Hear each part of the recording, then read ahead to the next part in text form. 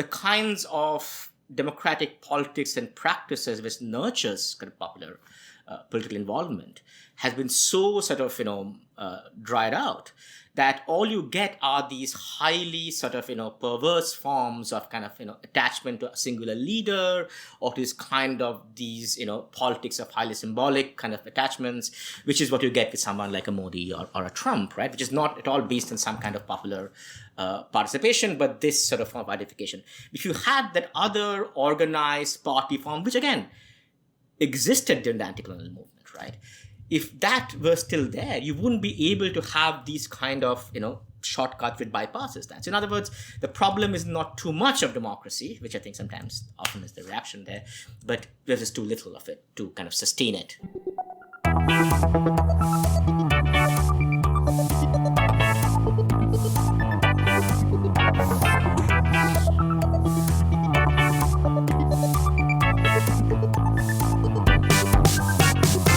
Milan ou Tripoli, Vilnius ou Benghazi, Paris, Moscou, on fait le bunga, bunga. Bangkok ou Bogota, Le Caire ou Jakarta, Gustavia, on fait le bunga, bunga. Welcome to BungaCast, a politics podcast at the end of history. I am your host, Alex Gourevitch, a contributing editor here at BungaCast. And today I am coming to you from New York City. My guest today is Sandipto Dasgupta, who is an assistant professor of political science at the New School of Social Research here in New York City. He has written an extraordinary new book called Legalizing the Revolution, India and the Constitution of the Postcolony. This book, which has won a number of awards already, which I have read in various iterations and now had the pleasure to reread in preparation for this podcast, is on its face the story of the writing of the Indian Constitution, but it's not just about the writing of the Indian Constitution per se, but really as a way in to the deeper question of what post-colonial constitution making was about in general. And there are many fascinating features of the book, but in the grand scheme of things, I think one of the most important is just to remind us of how important constitution writing itself was to the post-colonial moment. That sort of determining the political form of the post-colonial situation was a momentous, potentially revolutionary event, which set the tone of so much of what would happen after independence. And yet, somehow, constitution making itself gets much less interest than other questions of geopolitics and political economy. So the book really returns us to those core questions about popular sovereignty and post-independence possibilities for democratic self-government, the ways in which former colonies attempted to remake themselves, the internal contradictions of the post-colonial situation, and much more. And a lot of the themes of the book touch on at least two themes that are close to listeners of this podcast. One is the way in which politics in the third world sheds a new light on global politics generally, which we've touched on in various previous podcasts about Brazil, Romania, the Philippines, and so on. And the other is the theme of trying to think historically about different moments of democratic renewal and possibility and how they contrast with the present. So it is a great pleasure to have Sandipto on this podcast. Thank you, Sandipto, for being here. Thank you. Thank you for having me. So before we kind of get in on the book, I do want to ask you one question, because it's a very strange moment to be recording this podcast. We learned only hours ago that Trump abducted Maduro and his wife, spirited them off to an aircraft carrier, and plans on trying them in New York, that military helicopters bombarded Caracas as part of this sort of coordinated intelligence, law, police activity. I'm wondering if you just have any initial reactions for us on what were your thoughts upon reading this? Apart from shock, there's not much as yet. I've been to process that. I think a couple of things you kind of, just off the top of your head, think about. You kind of realize part of the post-war order was constituted by the Cold War and the kind of the restraint it imposed on each side of that. But also, I think this newly ascendant third world countries, which kind of care about some of these questions of sovereignty, of not anti-imperialism, of autonomy, and so on, right? And sort of it kind of gives you a sense of how different a world we live in now from that, not just because there is no counter-hegemon like the Soviet Union, but also because there's almost no, I think I've seen a few leaders in Latin America, Mexico, Brazil, Chile, but in the global third world, what used to be called the third world, the global south, there's almost no reaction to it. So in terms of the part of the book, you can see how far we are from that particular moment where international law was not just really about, or rather the peripheral countries did have a stake in international law.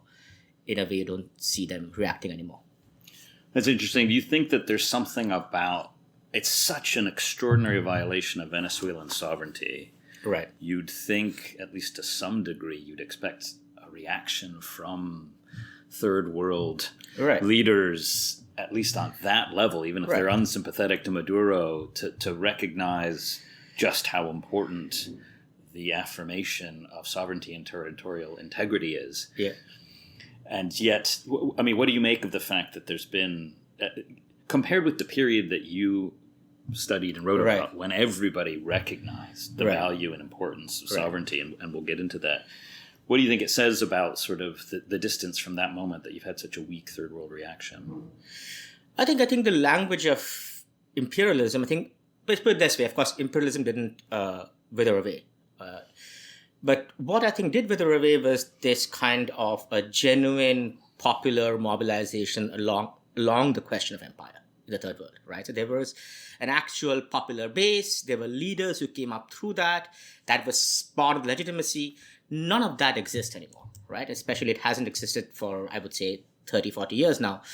And so there is not really a constituency domestically, or the way they see, or kind of a political language even domestically, which they can mobilize to speak about that. So it really kind of becomes about geopolitical camps, my allies, my interest calculation, rather than some kind of a political language, a political memory, which you can marshal.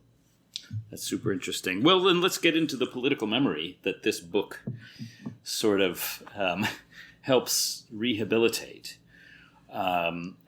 As I mentioned in the introduction, this is a book that is about the writing and making of the Indian Constitution. Right.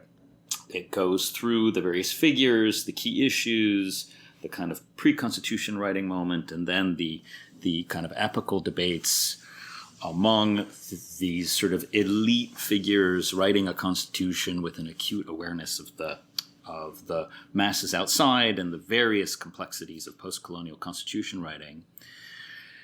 And I wanted to ask you a general question about that first, which is, why is in the book you say that the Indian Constitution is important as a kind of exemplar for understanding the broader question of post-colonial constitution making?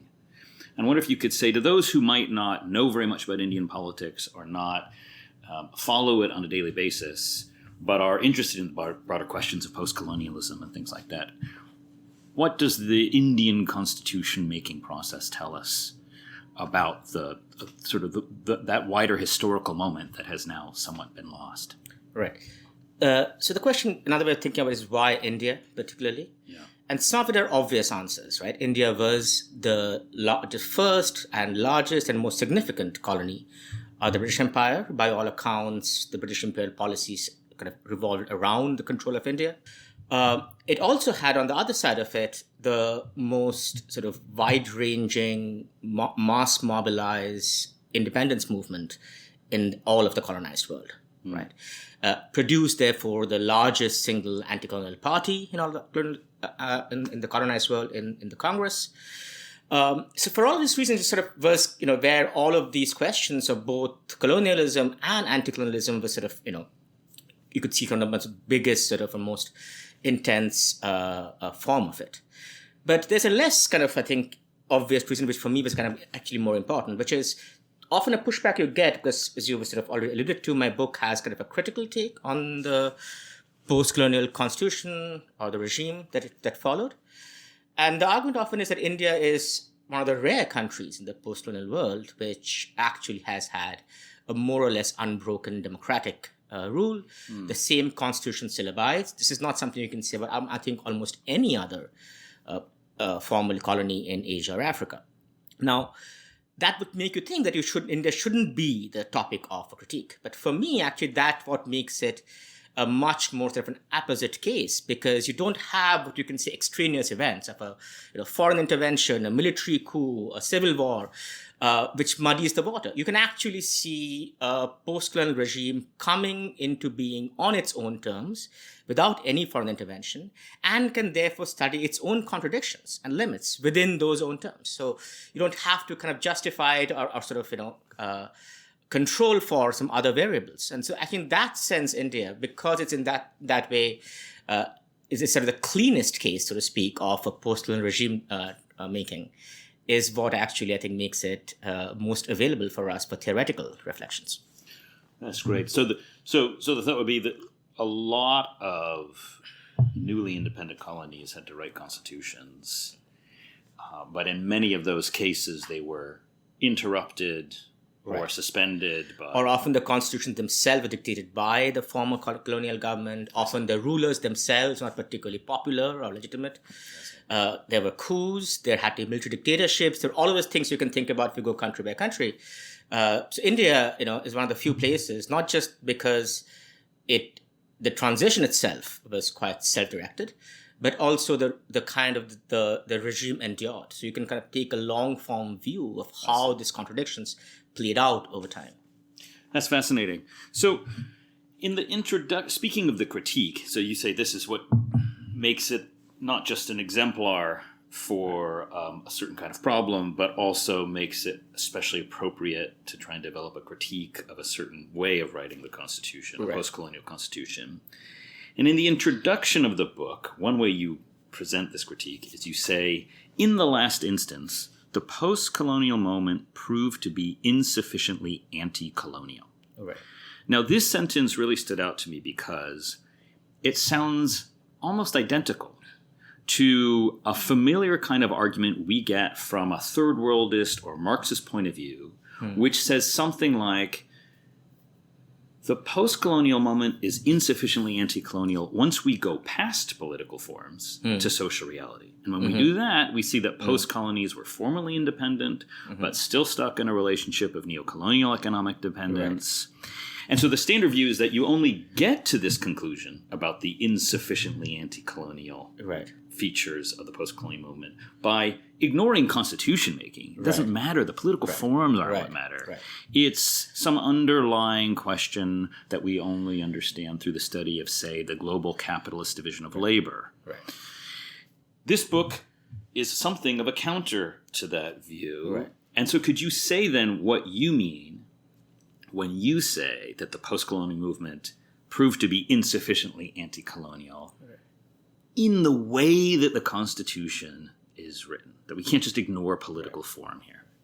That's actually a great framing. And I just want to start by saying that the version you narrated, which is often known as neo-colonialism, following Nkrumah's words, I think that's correct. I don't think I have an issue with that. But I think there's also one can trace that insufficientness of anti-colonialism on a political vector as well, which is what this book tried. And that would be this, at least in the case of India, which is, in India, the anti-colonial movement is a true mass movement.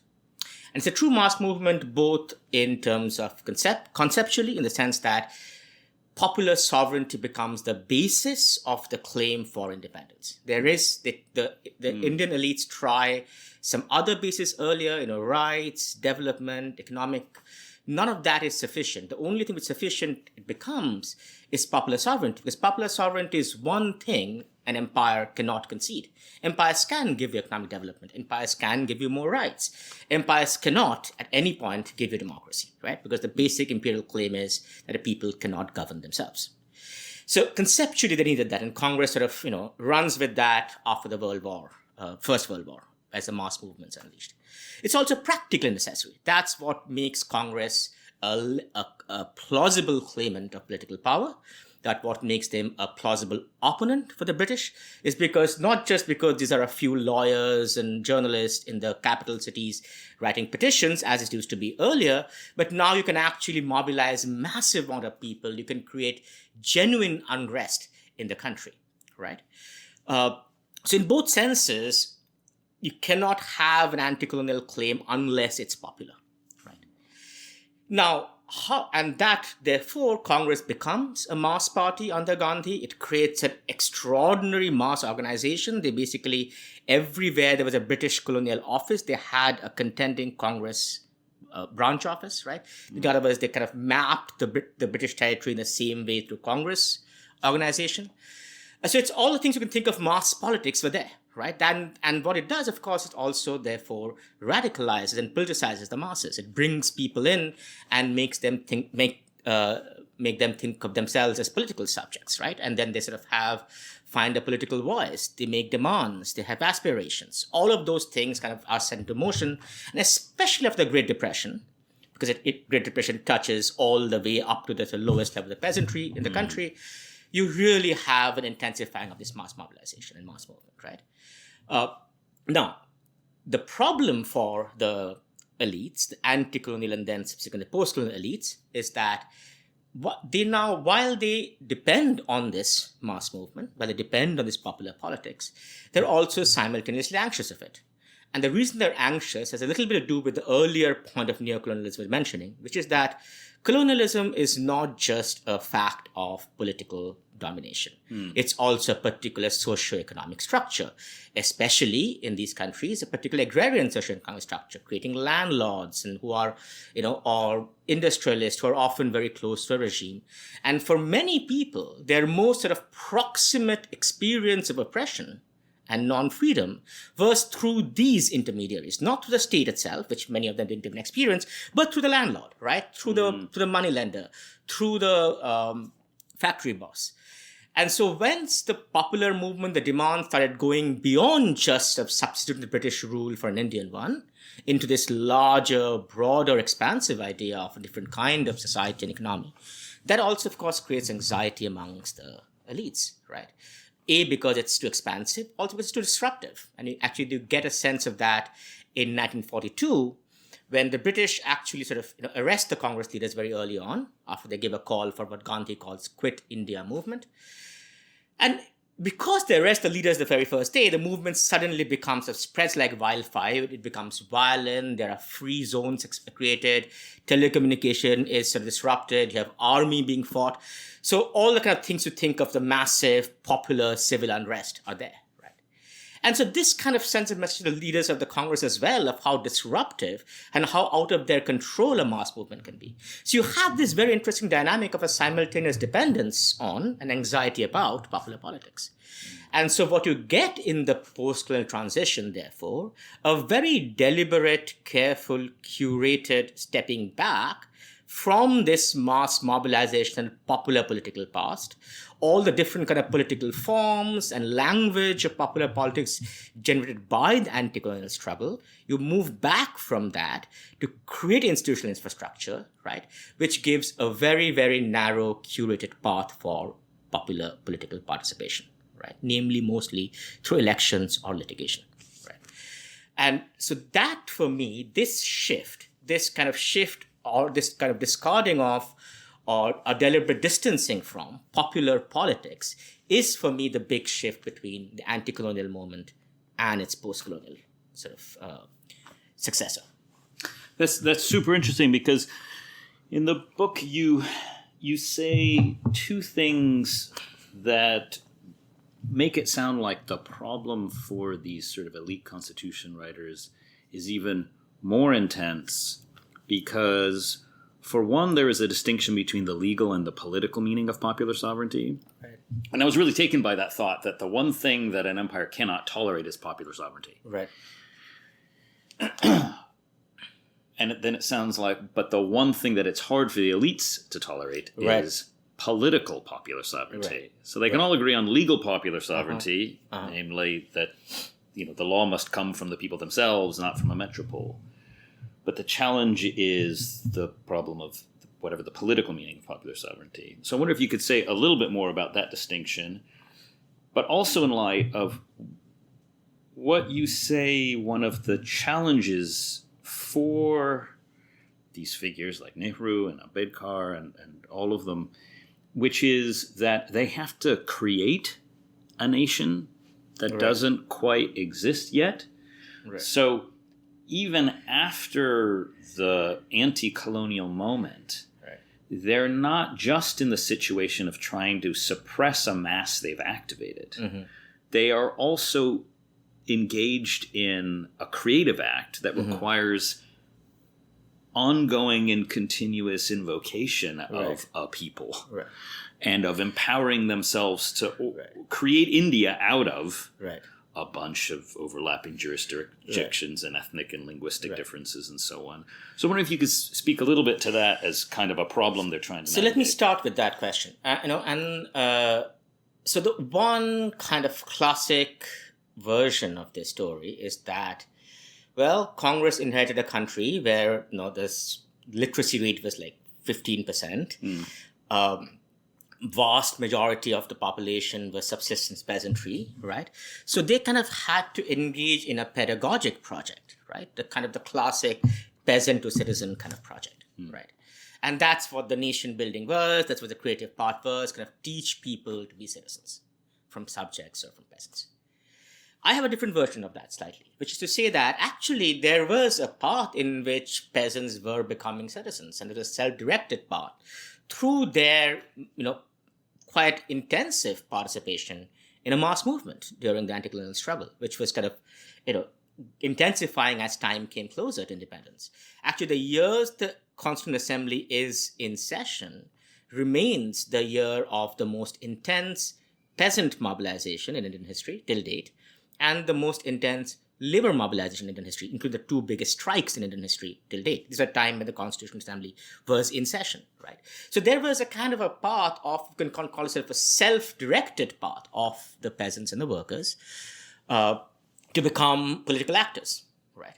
So it was not really, the point is to kind of, start from zero, these non-political subjects, and make them citizens, but find a different way there, not a path which goes through a disruptive, chaotic, cacophonous mass movement, but one which goes through a curated path of development, modernization. You have land reform, you get economic development, you have education, and you teach people to be modern citizens in certain very, very kind of, curated, proper forms, right? Think in terms of class rather than think of their caste or ethnicity. But that's the project that the elites envision.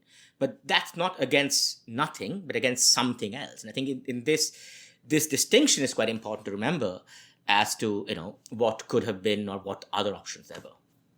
So one of the ways in which you try to grasp this tight wire or high wire tightrope act that they're engaged in, which is at once kind of mobilizing, fashioning, educating, and using public power to do so, while at the same time trying to limit the disruptiveness and self-determining character of this ongoing mobilization, is you propose a term for this way of thinking about constitutionalism, which you call transformationalism. Right. And actually, one of the things I really loved about the book is how seriously it takes not just India, but the post-colonial moment generally as a novel one in the history of constitutional and democratic thinking.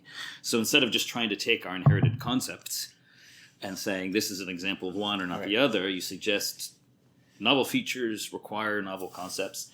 And transformationalism's the one that you come up with and you contrast it with revolution.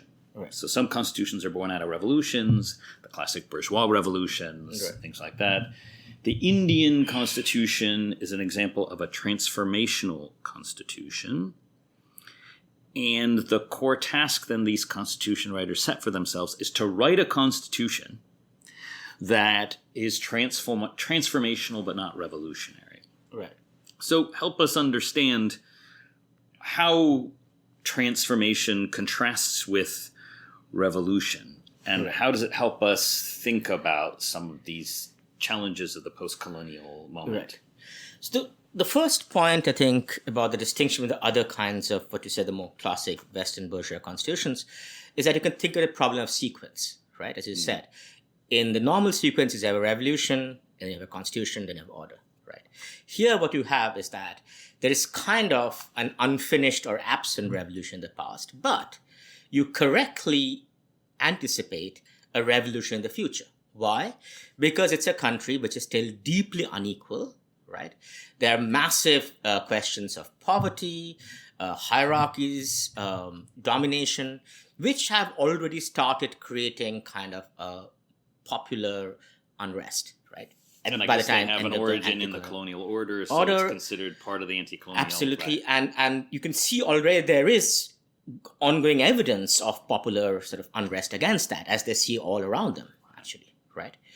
So the question they have, this is not really me kind of imposing a concept on the moment, but actually in the assembly debates, they talk about revolution, the word, a lot.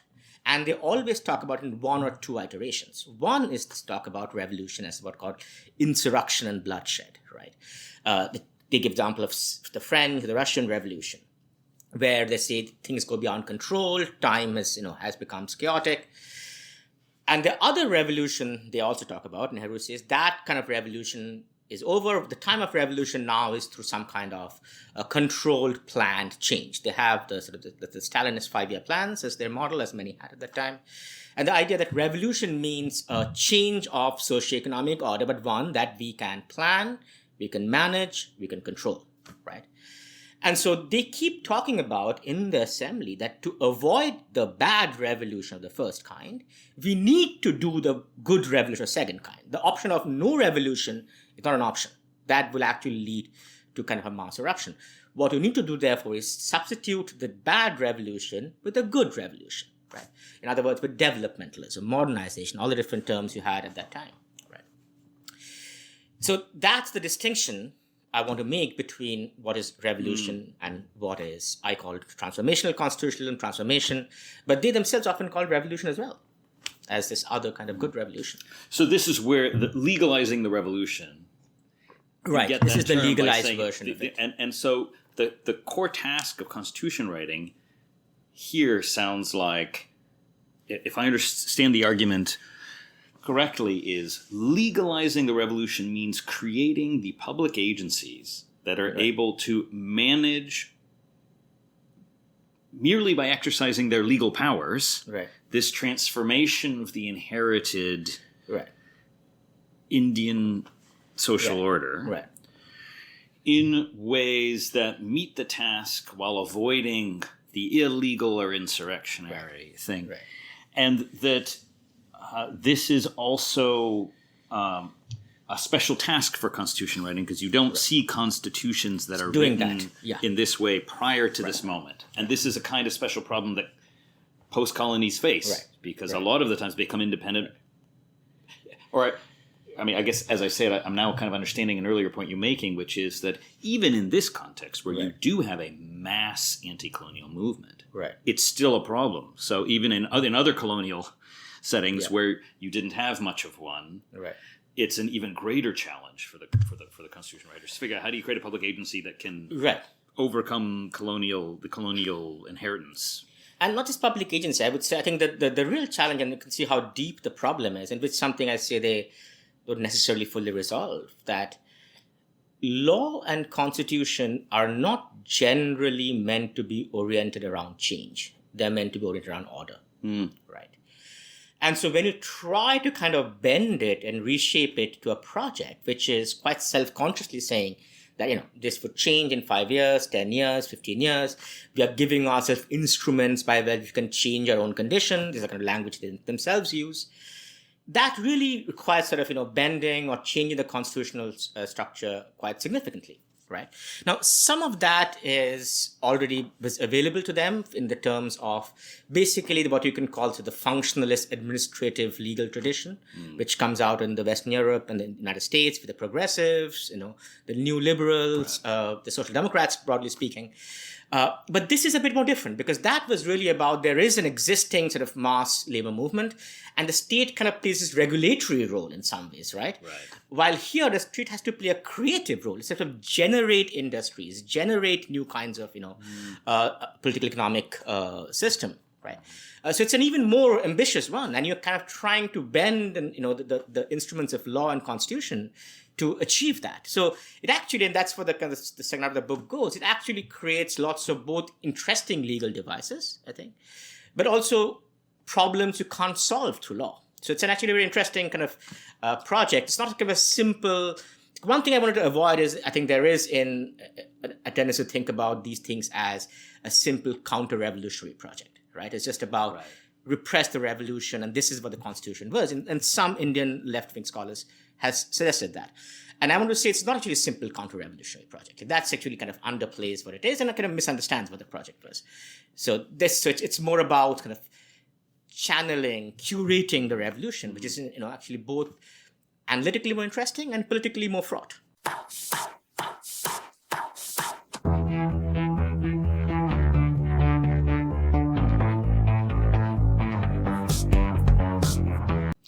Well, on that note, one thing that I thought was fascinating in the book was the way in which they're kind of forced by this commitment to transformation to introduce at least two really importantly democratic features into the Constitution. Right. One is universal suffrage, and the other is parliamentarism. Now, I think everyone understands why suffrage is democratic. But what is the special promise of parliamentarism here? Why is it so deeply connected to this need to create agencies that can transform society? Right. Because you could imagine a very an exclusively administrative approach. Right. That runs through a powerful executive, a presidential order. But instead, not only do they go for this somewhat more open, indeterminate, democratic legislative body, but they're borrowing from the former metropole, that institutional form as well. So I wonder if you could say something about that choice. And I wanted to see start with, because the borrowing from the metropole is the usual argument people say to why India has a parliamentary system. It's the British had it, they just took it. I think that completely misunderstands the problem. Because if you think of the problem being transformation, planned transformation, the entire history till then, the examples of people who have been able to do that, right? You can think from Bismarck onwards, have been strong, centralized, administrative executives, right? That's been the model for, transformational change everywhere in the world, right? These are the models they're looking at themselves. So this is actually counterintuitive. It's not actually obvious. It's not at all obvious. It's counterintuitive to why you would go down this path. Because parliaments, as we know, all the arguments why it's bad at this kind of stuff, right? It's fractured. It doesn't have a singular voice. It has to deliberate everything. Like all of those things makes it bad for this kind of a process. Now, this is something they actually talk about a lot. And I think this is a very kind of, they don't fully get it right. And the history doesn't necessarily fully bear them out, but it's a really interesting attempt to make developmentalism democratic, right? Because often the idea is that these two things are separate. If you have a democracy, it's very hard to change things. And if you want to really change things, you have to stop being democratic for a while. That's the general binary we work with in social sciences. And they are trying to kind of bring these two things together. And they talk about why having a presidential form, which they discuss, would be really bad for this. It would be bad for the reason, for two main reasons, right? One is, in a presidential context, in a country as diverse as India, right, which any kind of transformation requires several kinds of, negotiations and bargaining and coalition building, a presidential form is generally winner takes all form. It doesn't allow for that.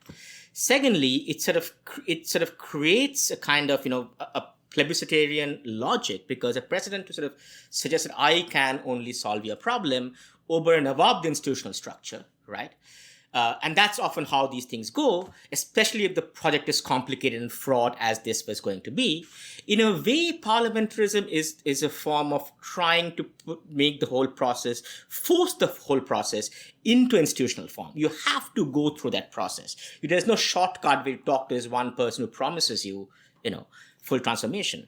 So in a way, it is inconsistent with their project, right, of making transformation controlled and gradual and deliberate and democratic. To the extent this is democratic, right? And so that's why parliamentarism to me was kind of an interesting choice. Now, what it also does, I think that part it was successful in. One of the reasons India remains democratic, I think, is because of that. That there is no kind of one singular leader who emerges, but there was a more, I think, significant promise which is not realized. And I think the promise there was that if the parliament could actually have acted as this kind of mediator, right, between the planners and technocrats on one hand and popular opinion and mobilizational form on the other, right? And think of this is the body in which both the popular aspirations and technocrat necessities sort of come together and meet and debate.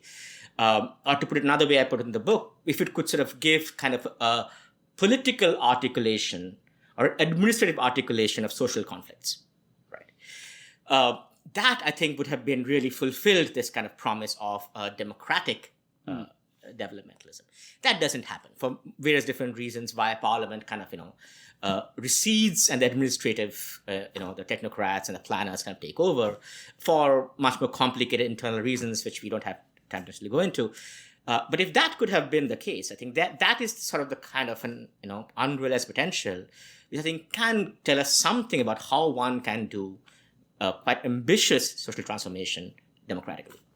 Well, actually, tell us a little bit more about that, because after reading this book, I came away with thinking, well, the left sometimes holds out Chile as the one place where you got democratic socialism, where it didn't have to turn into some kind of Stalinist dictatorship, but you had some central planning and interest in even the latest sort of cybernetic planning, and you had sudden expansion of state management, but also incredibly open to the various social interests. It's highly democratic. And your description of this early moment in India suggests, and as you just said, that we can see this immediate post-47 period as in some way the possibility of another massive example. Chile, hard to hold it up as exemplary for many large states, and it's a small country and a very particular kind of limited economy. But India is massive, multi-denominational, multi-ethnic, multi-linguistic, a huge economy. And so in some ways, maybe the left should be taking it much more seriously as another possible democratic socialist path not taken, because it eschewed the purely administrative approach.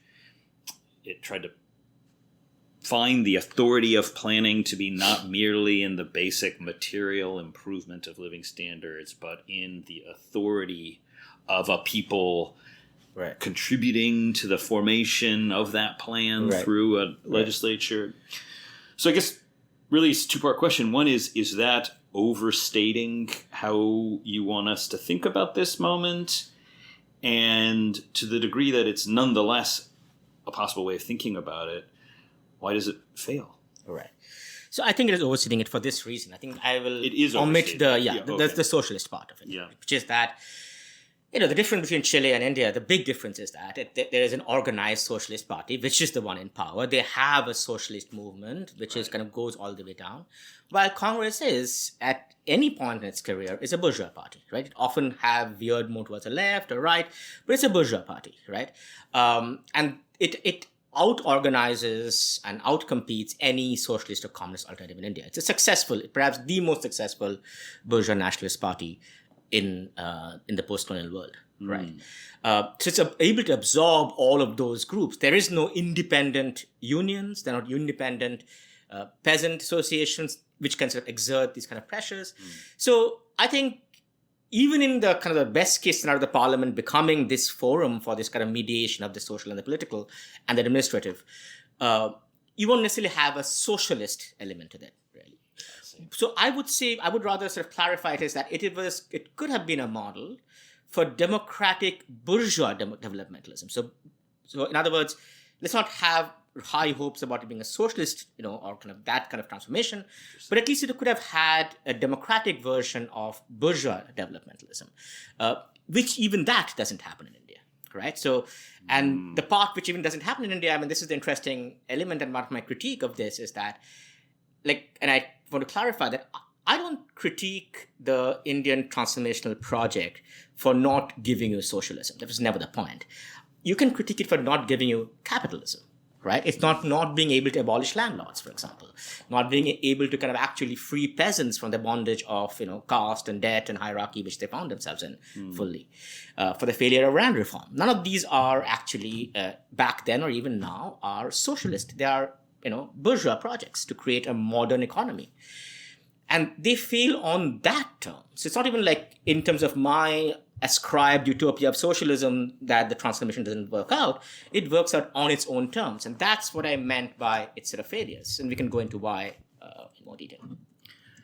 So tell us a little bit more about this bourgeois planning, because in the book you have this very interesting discussion of planning and developmentalism, right. And you do a lot of work to explain that really what bourgeois development and bourgeois politics in the third world post-colonial moment means is a form of planning. Right. And there's no sense in which, well, not no sense in which, but there's no shamefacedness about an active state engaged in economic planning by those who are avowedly and committed bourgeois anti-socialists with a healthy skepticism about the labor movement and so on. So maybe remind us of this fact about... and this is not unique to India. This is actually pretty common across the post-colonial world, right? And the reason is pretty simple, which is you do not have a strong enough indigenous capitalist class, right, which can reproduce itself on its own terms, right? So from the very beginning, the first plan document in India, called the Bombay Plan, was written by a group of businessmen, industrialists, right? They wanted land reform. Capital, for good reasons, want land reform, right? It frees up both capital and labor. They want state support because they can't raise the capital, especially for primary goods. If you can't raise the capital to build power plants, which has long gestation period, uncertain horizon of investment. They don't even have the necessary means to kind of go into the bond market and raise the capital internationally. So they absolutely need the state to provide these. What they can do and what they want to do is produce sort of kind of primary goods, right? They can produce sort of consumer goods, they can produce sort of assembled stuff, but stuff like steel, power, all of these things, you need the state to provide the capital to build that, right? So there is no path in this sort of a context of kind of a bootstrapping capitalist class building itself, just because, these are deeply weak capitalist class for the reason of colonialism, because colonialism didn't allow or didn't facilitate the creation of indigenous capitalist class, right? And also to the extent they were also deeply linked to the imperial economy rather than being self-sufficient themselves. So this is kind of a demand which is not necessarily a socialist demand, often mistaken today as planning is understood as socialist. Everybody had a plan, right, at that time. Even, the Beveridge plan, the Marshall plan, these are all plans, none of the socialist plans. Often they were there to stop socialism actually coming in.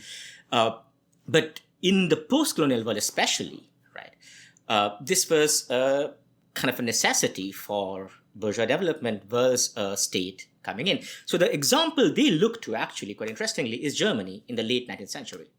That's an example they think of in a hostile world. A late, or in this case, a late developing country cannot actually get there without the state support, right? Without the support, active support of the state, both in terms of raising capital, offering protection, offering subsidy, also controlling labor. That's the other important part the state does, that they kind of bring labor in and say, this is a national project, the national question supersedes the social question. We all work together. Every labor dispute in India that under law has a mandatory mediation by the state, right, before you can get to a strike or something like that. So the state, all of this, the way the state kind of provides the kind of environment in which indigenous capital formation can happen.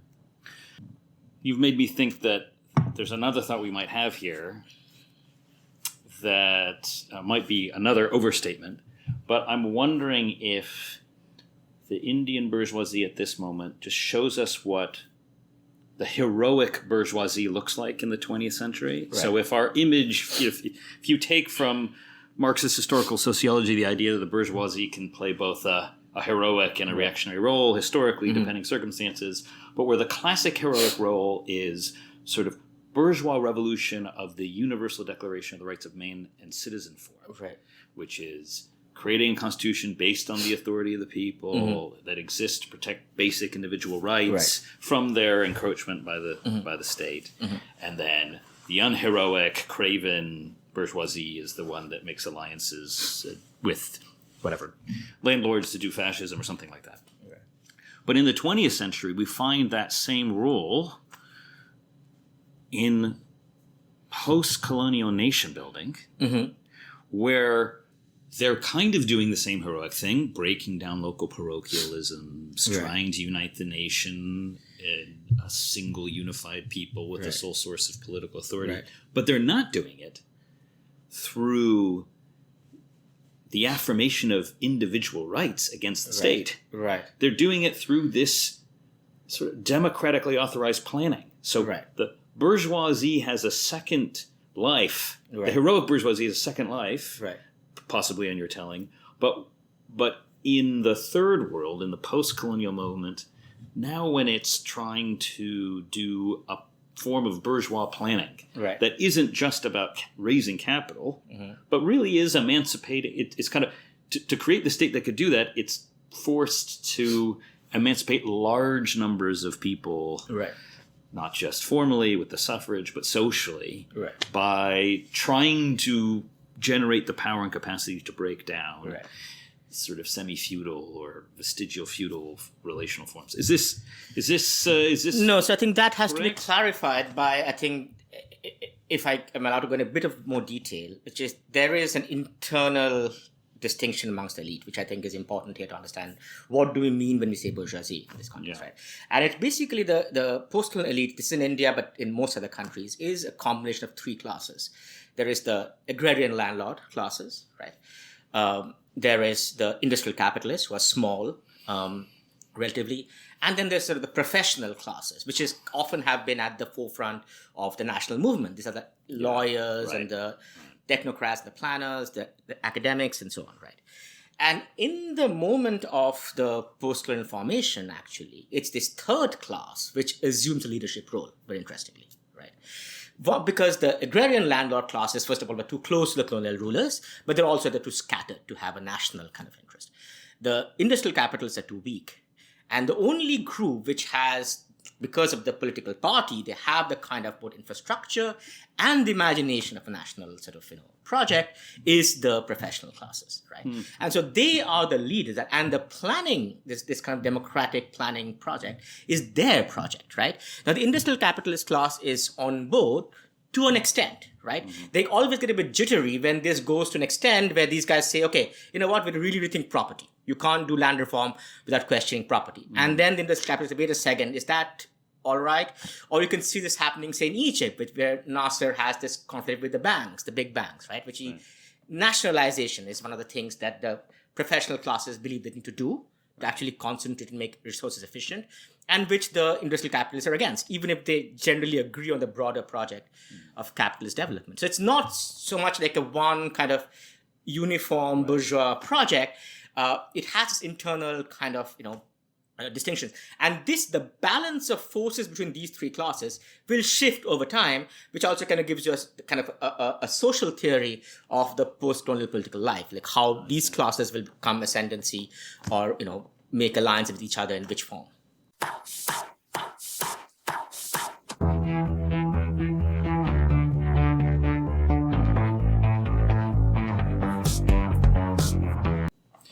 So but at the moment of writing, then, this is what gives us this constitution for a state that is democratic at its foundation. I mean, the authority is exclusively a question of popular authority. There's nothing theocratic.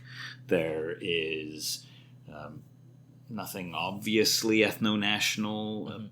in the kind of self-conception, as far as I understand it from the book. And this is rooted in universal suffrage and parliamentarism.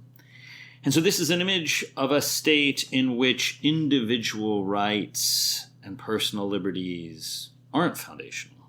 And they can't be in your telling. Right.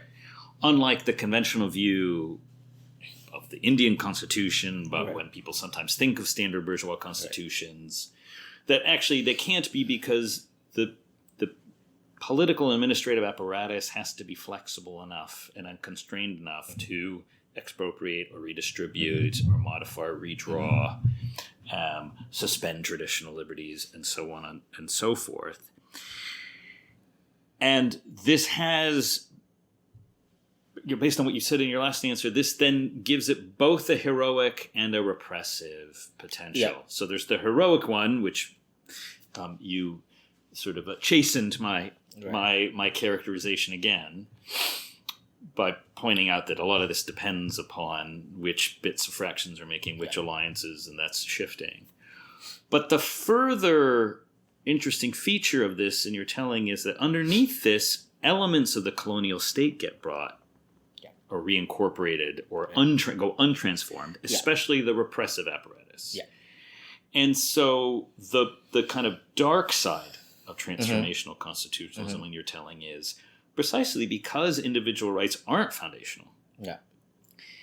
And because the point is to legalize the revolution, to make transformation exclusively a question of what the legally authorized agents of the state are doing, dissent cannot be tolerated. So I wonder if you could tell us a bit more about this feature of the Constitution and how it becomes more significant over time in the Indian state. I mean, it's actually quite a striking thing you see during the assembly debates, which is that this shift of... So Congress was, of course, the British state, first of all, to underline this, the British colonial state in India is perhaps the most developed colonial state apparatus. It's extraordinarily large, and it remains more or less intact throughout the independence movement. So they kind of inherited intact. And they do two remarkable things. First of all, they maintain every single personnel. So in other words, the police officer who was arresting and torturing independence leaders yesterday, today becomes the same police commissioner of the same city and just now serves the Congress. Which is firstly one thing a lot of people in the assembly and said that this is, absurd. How can we have the same, personnel? And the answer to that Congress was pretty simple, which is that we made a choice that we are going to do a transformation using the instruments of the state and planning, not the instruments of mass mobilization. That's a clear choice we made by the end of 30s that we'll do this rather than that. If we do that, if we're going to do it through the state, why will we dismantle this already quite extraordinarily, sophisticated state machinery? And why are going to be fire all the people who know how to actually wield that instrument, right? We need these people because we need that. They even make an extraordinary argument, Patel, who's the conservative wing of Congress, says that actually the fact that they were following orders so, assiduously under the colonial rule tells me that they're actually very good bureaucrats. So we should actually maintain them. So this is a kind of these two ideas of transformation. One is through kind of popular political path, and this technocratic planned path. And if you go down this path, this comes with that, right? The tools come with that project, is the argument. The second interesting continuity, which was even more kind of stark, is that they actually maintain specific. So the British colonial state, of course, had these particularly repressive criminal legislation, criminal codes against political acts, right? And Congress had argued against specifically some of these acts. Actually, Gandhi kind of launched his first mass movement against this thing called the Rowlatt Acts, which is a particular set of repressive acts, including detention without trial for political reasons, etc., sedition, this, that. They retain those exact same laws, right? Not just retain those laws, they actually start using them against communists and socialists. There's an extraordinary scene where the single communist member of the assembly says that while he's in the assembly, his house is being searched by the police without a warrant, right? Or the communist members remind, this is in the West Bengal legislature, that the then Congress chief minister himself was detained under this act and he went on a hunger strike for this exact same action for which he's now arresting the communist. So the argument was that, whether you want to take it ironically or not, the argument was that, well, that was their state, now it's our state, right? Like this was, and the most sophisticated argument which is made is that actually back then you didn't have any other way to make your voices heard. Now you do. You do have elections. You can go to court. Why are you creating, occupying the road and stopping traffic? Why are you going on this Gandhian style satyagraha? So they actually kind of criminalized the exact same repertoire of political action, which the Congress depended upon under the Gandhian movement, right? And using those very same laws. So that's a very striking kind of, fall. And that's for the reason, which is that, there's the transformational constitution has two kind of premises. That one, the state will do the transformation, and you will not make other demands outside of that channel.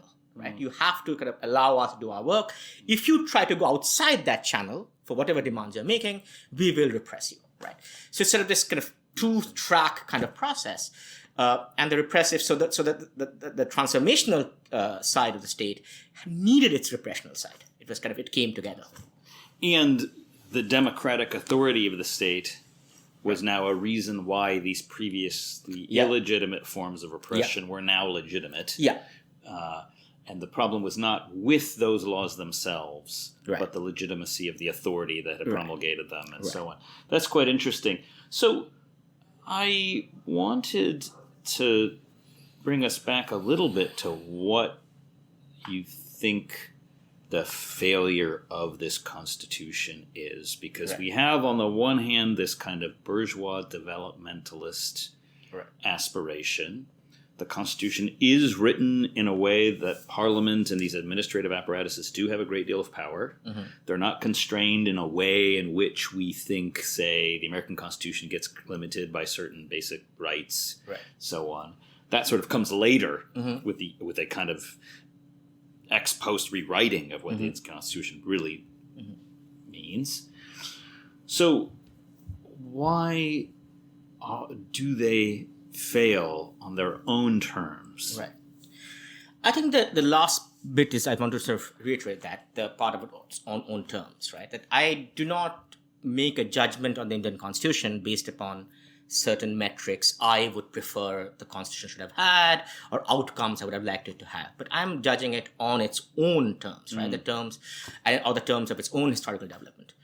And in that, I maybe mentioned just two, and they're linked in a way. So one is the political point, which I was making earlier, which is that I do think that the anti-colonial movement, especially in India, because of its mass nature, did actually create a scope for a really expansive democratic politics and democratic sphere, which was unrealized. And that has some kind of cost. The special cost I think you can see today is that, under the British rule, the idea was the colonized subject can only kind of play out their given identity, religion, caste. And so the British would have this different classification, different laws for different groups.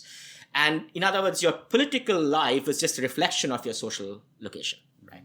And actually, during the anti-colonial movement, one of the Congress's goal was, and was successful partly in that, is you think of yourself differently. And by taking part in the mobilization, you kind of refashion yourself as a political actor.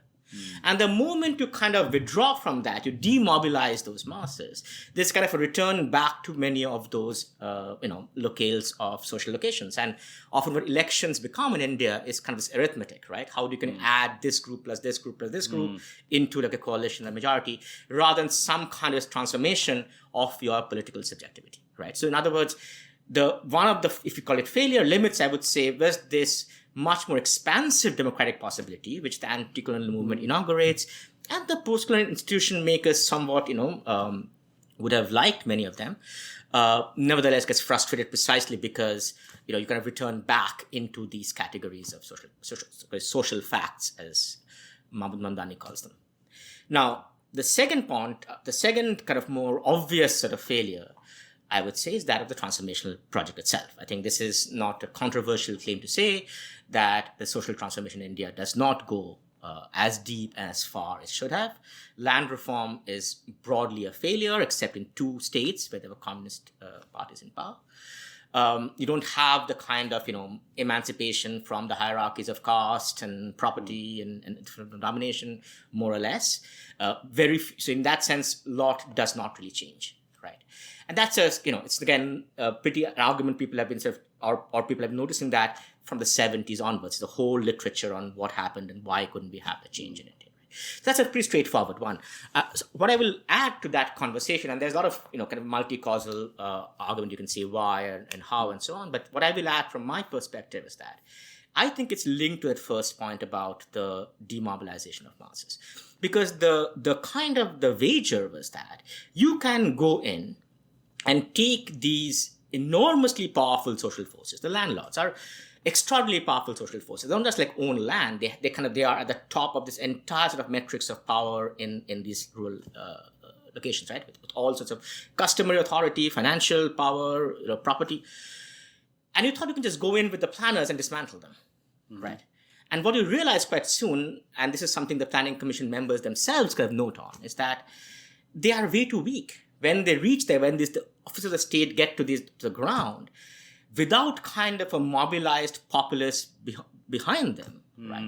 They actually get overwhelmed. What actually ends up happening is that these landlords are successful in translating their social power into electoral power. They're actually able to win elections and mobilizing all these networks and patronage and stuff they already have. So actually, instead of state going on and sort of transforming society, the social power colonizes the state back in, especially in the local levels, right? And so actually you have a kind of a different kind of path, and many of the planners themselves say that precisely because we thought we could do it so calmly and so quietly, right? Without any disruption, without any unrest, without any confrontation, you kind of face this enormous social power without a counterpower, right? And so that would be my way of thinking about the failure of the transformation project on its own terms. What they wanted, not socialism, their own version of developmentalism. The limits of that comes precisely because they think they can do it without popular mobilization. Yeah, they wanted democracy without the people in some way. That's fascinating. I guess just thinking about today then, it occurs to me that when you say that what fails here is a kind of bourgeois democratic developmentalism on its own terms, and that there was this intense moment of expectation, anticipation, possibility, that India, like many other places, kind of inherits this disappointment, this democratic disappointment. And that maybe even the conversation we had at the beginning about the relatively muted response by the third world reflects, to a degree, just low expectations.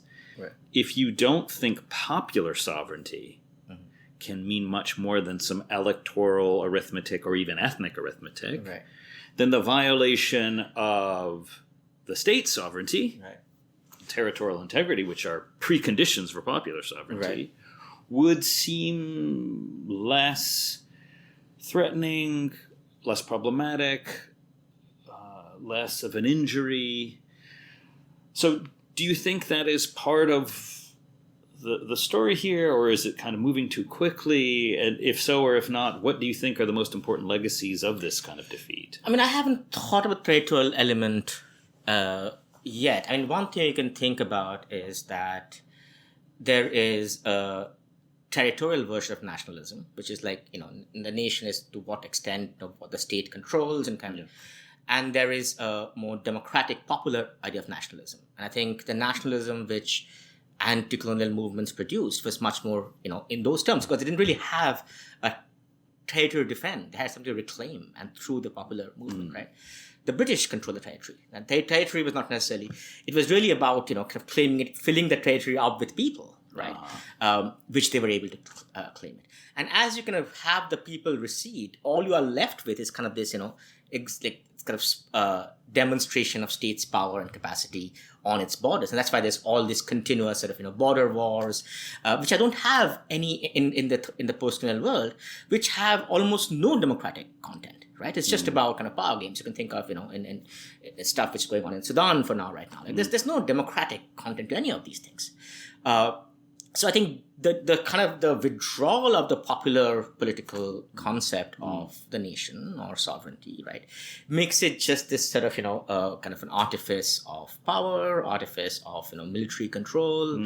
You also open up pretty obviously, I think, space for military dictatorships, military rulers, because if the nation is kind of being kept together by the military and nothing really else, right, why shouldn't they then assume the power? Because that's what they are, the ones which is the basis of the nation itself. So you can think of all these different ways in which I think there is a frustration of post-colonial democracy. And I think there's a conventional story which I think is quite correct, that there's an enormous amount of foreign intervention in these kind of contexts, which happens all the time. But linked to that, especially in a large country like India, which was not amenable to foreign intervention so easily, right? You have to have other kind of stories as well, which comes from this internal processes of, kind of demobilization of popular movements and therefore a lack of or loss of democratic vitality. One last question then for you, which is, if this failure of this initial period is due, at least in part, to a kind of national bourgeoisie, professional-led, that is suspicious of mass mobilization, wants to hold the people at arm's length, appeal to it for kind of formal electoral authority, yes, in order to then independently engage in transformation of society, but views any independent activity of the people with distrust. And then this is how they fail, because this is what then leaves the masses available to political use by the very reactionary elements that they're trying to police and manage. I wonder if you think a similar mistake is being repeated now in the response to right-wing populism, Modiism, right, Trumpism. We see it at Duterte. Anywhere we see it, there is a kind of reaction to right-wing populism. Right. It tends to be ethno-nationalistic. Right. That ethno-nationalism tends to be a way in which large masses of people are invited back in to the public arena to act independently according to their own judgments and so on. And there's a reaction by a very similar class of people, which is, this is vulgar, uncouth, dangerous, and the response to it is to search for a form of politics that, like this earlier transformational politic, constitutional politics, is orderly, rule-governed, legal, happens through courts, ordinary procedures, the reaffirmation of prevailing norms, including informal discursive norms. And whether there's a way in which we're seeing repeated this same political failure. Or if you think that is sort of too stark a contrast. And kind of what would the alternative look like? I don't think it's when the book finally, I finished it, of course, then by the time in India, especially the right-wing, illiberal form of politics was not to say hegemonic at the moment, right? Highly powerful. And the question I think I got sometimes is that what's the point of doing a critique of constitutionalism in a moment like this when it looks like it's already kind of in attack? And so my argument to answer that was two, which might sort of get to your point. I think one thing I wanted to sort of, question this idea that it's somehow the lack of sufficient safeguards on democratic politics is what got us there. And my argument was that actually there's insufficient democratization of society, right? Which is what got us there, right? So if you get, because the kinds of democratic politics and practices which nurtures kind of popular political involvement has been so sort of, dried out that all you get are these highly sort of, perverse forms of kind of, attachment to a singular leader, or this kind of these, politics of highly symbolic kind of attachments, which is what you get with someone like a Modi or a Trump, right? Which is not at all based on some kind of popular participation, but this sort of form of identification. If you had that other organized party form, which again existed during the anti-colonial movement, right? If that were still there, you wouldn't be able to have these kind of, shortcuts which bypasses that. So in other words, the problem is not too much of democracy, which I think often is the reaction there, but there's just too little of it to kind of sustain it over a long period of time. And the interesting thing for me there is that I think that the kind of irony is that even liberal constitutionalism, and this is the kind of thing, the liberal constitutionalism was always a bit suspicious of these kind of popular energy in politics, right? Yet it turns out that even liberal constitution itself, for its own survival, forget anything else, requires that, right? So it's not just that it's sort of, it's something like at the end, its own fear kind of undercuts its own existence in a way, right? I think that's the case both in India and the United States, very different kind of social context, obviously. But in a way, you can kind of feel that even liberalism, right, to be an actual stable political form, requires some level of popular contentious politics, right, which sort of vivifies it. That's a fantastic note to end on, Sandipto, and a great way of thinking about what the contemporary significance is of this episode. Thank you very much for talking to us. Thank you.